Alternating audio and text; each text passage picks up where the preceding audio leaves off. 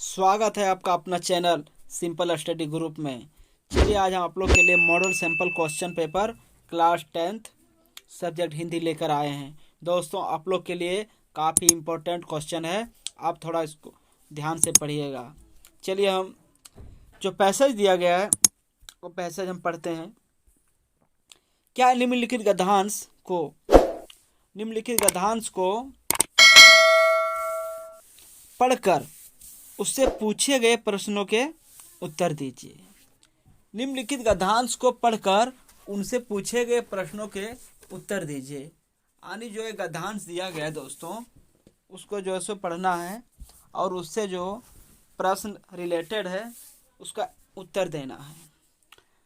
जैसे देखिए पैसेज में क्या दिया गया है। पैसेज में आज के युग में कंप्यूटर का आविष्कार एक वरदान की तरह हुआ है। आज का जो युग है, बात तो सही है कि आज के युग में कंप्यूटर क्या है, एक वरदान की तरह है। ठीक है, कंप्यूटर दुनिया के जटिल से जटिल, जटिल मतलब क्या होता है, कठिन, हार्ड, जटिल से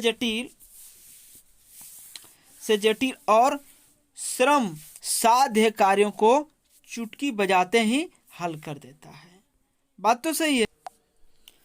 ठीक है, कंप्यूटर भविष्यवाणी तक कर सकता है। कंप्यूटर जो है वो फ्यूचर की बात भी बता सकता है, मनोरंजन करा सकता है, मनोरंजन भी हम कर सकते हैं कंप्यूटर से। आदमी के शरीर का विश्लेषण और अध्ययन कर सकता है तथा दुनिया की किसी भी जानकारी को पकड़ सकता है, किसी भी तरह की जानकारी जो है सो वो कैच कर सकता है। कंप्यूटर सूचनाओं को मानव मस्तिष्क से अधिक तीव्र गति से विश्लेषित कर सकता है। कंप्यूटर को ही संसार के क्षेत्र में आई क्रांति का वास्तविक कारण माना जा सकता है। यह एक ऐसा इलेक्ट्रॉनिक्स उपकरण है जिससे सूचनाओं का चुंबकीय टेप भरा जाता है। इसमें चिप पर कार्यक्रम तैयार किए जाते हैं। चिप तो आप समझते होंगे, जिसको मेमोरी कहा जाता है, जिसमें हम कोई भी चीज़ को कैप्चर करके रखते हैं, जिसमें सुरक्षित रखा जा सकता है। चिप आदमी के नाखूनों के बराबर होते हैं। चिप जो होता है वो हम लोग के नाखून के बराबर होता है। इस पर पैकेज तैयार होते हैं। इस पर क्या होता है, पैकेज को तैयार किया जाता है, जिसके माध्यम से कंप्यूटर कार्य करता है। कंप्यूटर में टेलीविजन की तरह एक स्क्रीन होती है। टेलीविजन तो आप समझते होंगे, टीवी जिसको शॉर्ट में कहा जाता है, उसकी तरह क्या होता है, एक स्क्रीन होती है। उससे जुड़ा हार्डवेयर होता है। हार्डवेयर और सॉफ्टवेयर तो आप जरूर जानते होंगे। और उसी से जुड़ा टाइपराइटर जिससे में हम टाइप करते हैं की तरह ही अंकित अक्षरों वाला एक उपकरण होता है, जिससे कि बोर्ड कहते हैं, जिससे हम क्या कहते हैं, कीबोर्ड कहते हैं। कंप्यूटर में मेमोरी अर्थात स्मृति की व्यवस्था होती है। कंप्यूटर की मेमोरी में सूचनाओं को सुरक्षित रखा जाता है। जो भी सूचना हम एकत्र करते हैं, एकत्रित करके उसको हम किस में रखते हैं, सुरक्षित, हम मेमोरी में रख सकते हैं। इसमें एक प्रिंटर भी होता है। प्रिंटर आप तो समझते होंगे कि प्रिंट करने वाला जो होता है, जिसके द्वारा सूचनाएं मुद्रित की जाती है, यानी छापी जाती है। चलिए क्वेश्चन को हम देखते हैं। क्वेश्चन सही विकल्प को चुने। क्वेश्चन नंबर 1 को हम देखते हैं। कंप्यूटर का आविष्कार आज के युग के लिए क्या है? कंप्यूटर का आविष्कार आज के युग के लिए क्या है? ये आज के युग के लिए वरदान है। इसलिए ऑप्शन नंबर ख को हम जो सो करेक्ट समझेंगे। अगला क्वेश्चन आपके सामने है दोस्तों। अगला क्वेश्चन को देखते हैं। अगला क्वेश्चन है, कंप्यूटर में टेलीविजन की तरह क्या होता है? कंप्यूटर में जो टेलीविजन की तरह होता है वो क्या होता है? स्क्रीन होता है। ऑप्शन नंबर का इसका सही है। तीसरा क्वेश्चन देखते हैं, चिप का आकार कितना बड़ा होता है? अभी तो आपने पैसेज में पढ़ा था कि चिप का जो आकार होता है वो आदमी के नाखून के बराबर होता है। अगला क्वेश्चन को हम देखते हैं। अगला क्वेश्चन आपके सामने है, श्रम साध्य का क्या अर्थ होता है? श्रम साध्य का अर्थ होता है कठिन परिश्रम। श्रम साध्य का अर्थ क्या होता है? कठिन परिश्रम। इसलिए कठिन परिश्रम एक करेक्ट आंसर है। चलिए अगला क्वेश्चन को हम देखते हैं। अगला क्वेश्चन है, रिक्त स्थानों को भरें, यानी खाली जगहों को भरना है। जो खाली जगह छूटा हुआ है उसको हमें भरना है। थोड़ा ध्यान से इसको सुनिएगा, ध्यान से इसको देखिएगा। क्वेश्चन आपके सामने है, कंप्यूटर एक डैश उपकरण है। कंप्यूटर एक डैश उपकरण है। तो डैश में हम क्या भरेंगे खाली जगह में? इलेक्ट्रॉनिक उपकरण है। यहाँ हम इलेक्ट्रॉनिक भरेंगे। क्या भरेंगे? इलेक्ट्रॉनिक।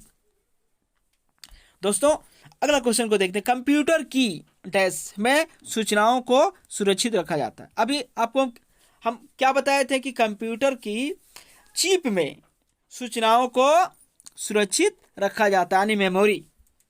चलिए अगला क्वेश्चन को देखते हैं। कंप्यूटर आज के युग का वरदान है, कैसे?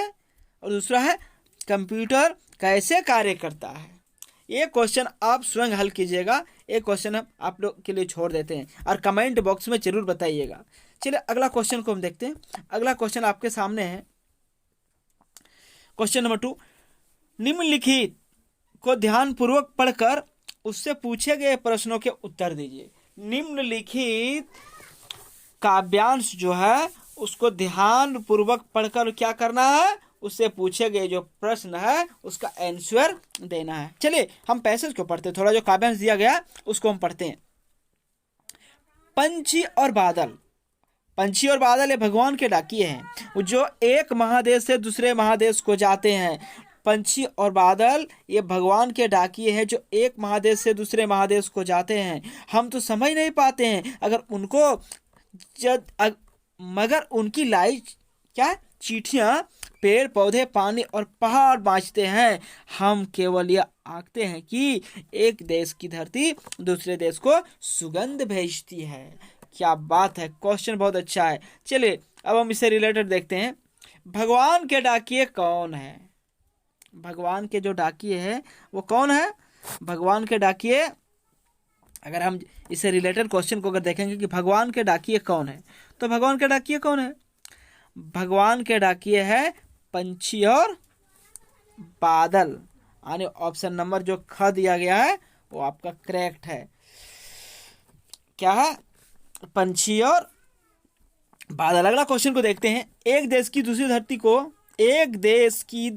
धरती दूसरों यानी दूसरे को क्या भेजती है? तो क्या भेजती है? अभी तो आपने पैसेज में देखा था जो दिया गया, वो सुगंध भेजती है। क्या भेजती है?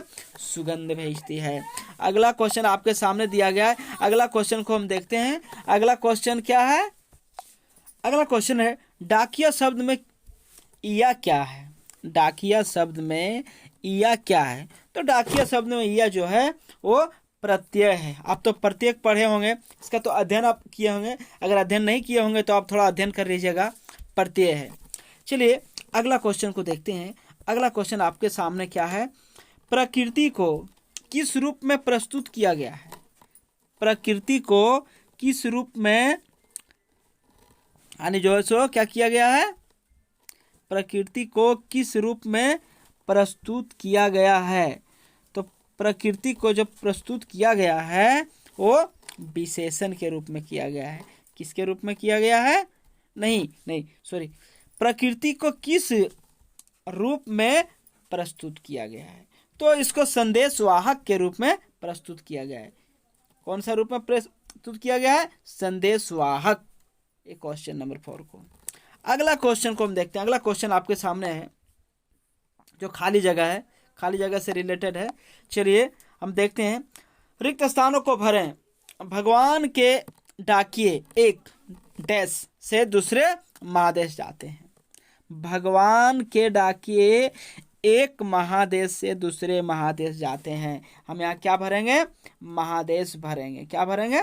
महादेश भरेंगे। थोड़ा आप ध्यान दीजिएगा इस पर। इसमें हम महादेश भरेंगे।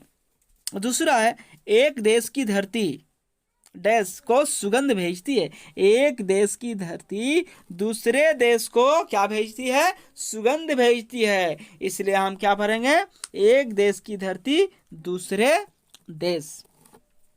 अगला क्वेश्चन को क्या है? भगवान के डाकिये कहां से कहां तक जाते हैं और क्या क्या बाँचते हैं? आप आराम से इसका हल कर सकते हैं। आप आराम से इसका सॉल्यूशन कर सकते हैं क्योंकि आपने इसको पढ़ा है कि जो है सो इसका आंसर क्या होगा। इस काव्यांश में कभी क्या कहने का प्रयास किए हैं। चलिए इसको आप जरूर से जरूर सॉल्यूशन कीजिएगा।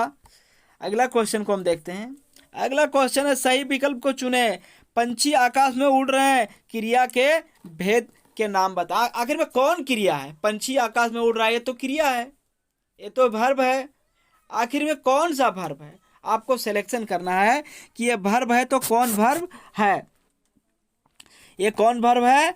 अगर हम इसको सिलेक्शन करेंगे तो ये वर्ब होता है अकर्मक क्रिया। कौन क्रिया होता है? अकर्मक क्रिया। ये अकर्मक क्रिया के बारे में और सकर्मक क्रिया के बारे में तो आप जरूर पढ़े होंगे कि अकर्मक क्रिया और सकर्मक क्रिया क्या होता है, इसलिए ये अकर्मक क्रिया होगा। अगला क्वेश्चन आपके सामने, अगला क्वेश्चन को हम देखते हैं। अगला क्वेश्चन है, ड्राइवर बस चला रहा है, निम्न में से कौन सा क्रिया भेद है? ड्राइवर क्या कर रहा है? बस चला रहा है। तो ड्राइवर अगर बस चला रहा है तो ये कौन क्रिया होगा? ये सकर्मक क्रिया होगा। कौन सा क्रिया होगा? सकर्मक क्रिया होगा। अगला क्वेश्चन को देखते हैं। मोहन घर जाता है, इस वाक्य में कौन क्रिया पद है? मोहन घर जाता है, ये भी क्रिया का पद है। देखते हैं इस वाक्य में कौन क्रिया पद है। क्वेश्चन नंबर 3 अगर हम देखेंगे तो क्वेश्चन नंबर 3 का सही आंसर क्या होगा? प्रेरणार्थक, नहीं सॉरी, क्या है? मोहन घर जाता है, इस वाक्य में कौन क्रिया पद है? तो मोहन घर जाता है, ये होगा ऑप्शन नंबर ग। क्वेश्चन 3 का ऑप्शन नंबर ग होगा। चलिए अगला क्वेश्चन को हम देखते हैं। अगला क्वेश्चन आपके सामने है।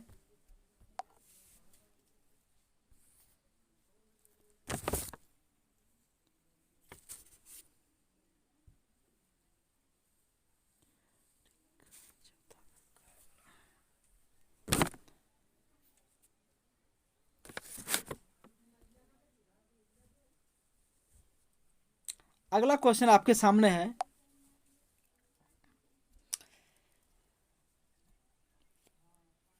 खिलौना किसने तोड़ा? खिलौना किसने तोड़ा क्रियापद बतावें। यानी खिलौना किसने तोड़ा, ये आपका जो सो चौथा क्वेश्चन है। तो इसका सही अगर हम आंसर देखेंगे तो तोड़ा, क्या है? तोड़ा, यानी जो सो करेक्ट ऑप्शन है। अगला ऑप्शन को देखते हैं, अगला क्वेश्चन को हम देखते हैं। अगला क्वेश्चन आपके सामने है। निम्न में से कौन अंबर का अनेकार्थी शब्द नहीं है? निम्न में से कौन अंबर का अनेकार्थी शब्द नहीं है? तो इसका अगर ऑप्शन हम देखेंगे तो धरती, यानी जो है सो वस्त्र, क्या है? निम्न में से कौन अंबर का अनेकार्थी शब्द नहीं है?